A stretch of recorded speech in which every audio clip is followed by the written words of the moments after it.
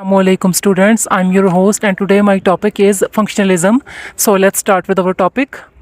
Functionalism एक American perspective है और इस पर्सपेक्टिव ये साइकोलॉजी का सेकंड स्कूल ऑफ थॉट है फंक्शनलिज्म, ठीक है। और इसे प्रेजेंट किया था विलियम जेम्स और चार्ल्स डार्विन ने। चार्ल्स डार्विन को एवोल्यूशनिस्ट भी कहा जाता है क्योंकि इन्होंने थ्योरी ऑफ एवोल्यूशन को प्रेजेंट किया था।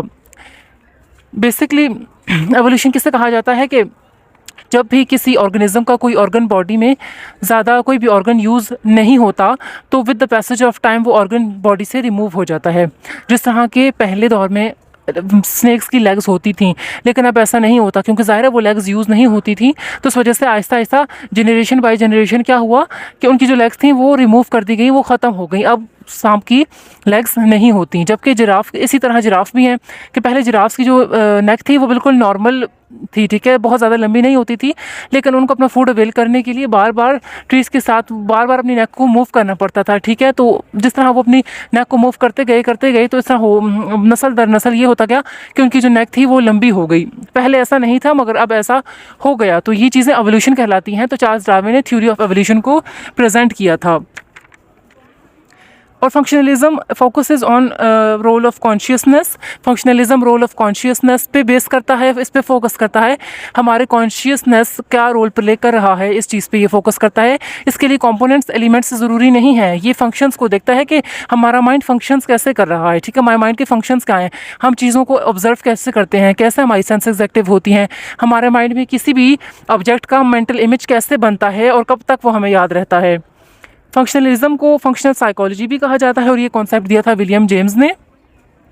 फंक्शनलिज्म इज़ द डॉक्ट्राइन कहा जाता है किसी भी आइडिया या फिलॉसफी को that focuses on what makes something a mental state of a particular type doesn't depend on it's internal constitution but rather on the way it functions और the role it performs.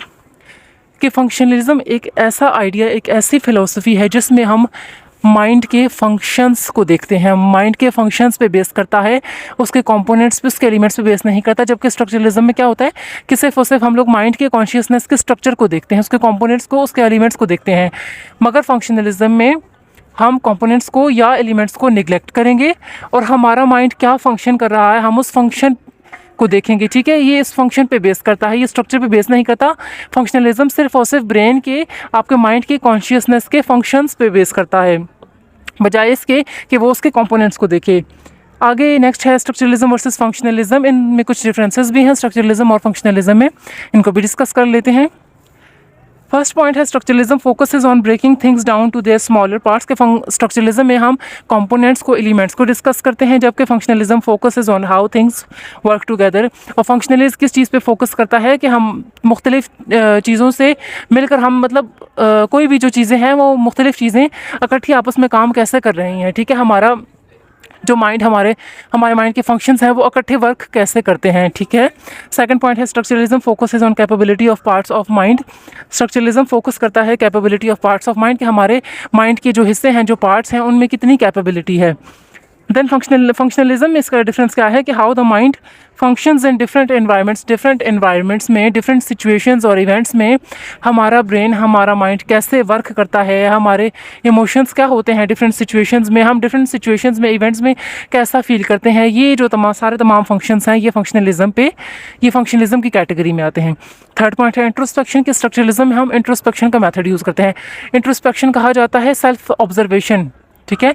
जो हम लोग खुद एहतसाबी कर रहे होते हैं ना कि हमने क्या चीज़ सही की, क्या चीज़ गलत की, कोई भी प्रॉब्लम बन गया, तो ये सारा क्या होता है, सेल्फ ऑब्जर्वेशन होती है। इंट्रोस्पेक्शन मेथड यूज़ होता है स्ट्रक्चरलिज्म में और इसके लिए कोई भी स्टिमुलस का मौजूद होना ज़रूरी नहीं है। जबकि फंक्शनलिज्म में इसके बिल्कुल बरक्स है कि इसमें ऑब्जेक्टिव टेक्निक्स यूज़ होती हैं कि इसमें किसी न किसी स्टिमुलस का मौजूद होना ज़रूरी है, ठीक है। अगर हमारे पास कोई क्लाइंट आएगा तो हम उस पर कोई ना कोई टेस्ट अप्लाई करेंगे, दैन उसके बाद हम लोग कुछ ना कुछ रिज़ल्ट उस पर बनाएंगे। किसी न किसी स्टिमुलस का होना ज़रूरी है। अगर आप लोग डिफरेंट पेशेंट्स को डील कर रहे हैं तो आप उसके लिए क्या करेंगे, डिफरेंट क्लाइंट्स को डील करने के लिए आप बाकायदा क्वेश्चनर तैयार करेंगे, ठीक है। और वो क्वेश्चन सारे सेम होंगे, लेकिन उसके जो आंसर्स आएंगे, जो उसके रिजल्ट्स आएंगे वो डिफरेंट होंगे, क्योंकि हर इंसान के सोचने का तरीका दूसरे से मुख्तलिफ है ना। तो ये जो हमने जो क्वेश्चनर तैयार किया है, ठीक है, पूरा रेडी किया है क्वेश्चन पेपर और सबको एक ही जैसे क्वेश्चंस दिए, तो ये क्या है, ऑब्जेक्टिव टेक्निक है। तो हम लोग फंक्शनलिज्म में ऑब्जेक्टिव टेक्निक्स को यूज़ करते हैं। तो आज का टॉपिक हमारा यही तक था and please look forward to our next video and please do like share and subscribe my channel. Thank you so much.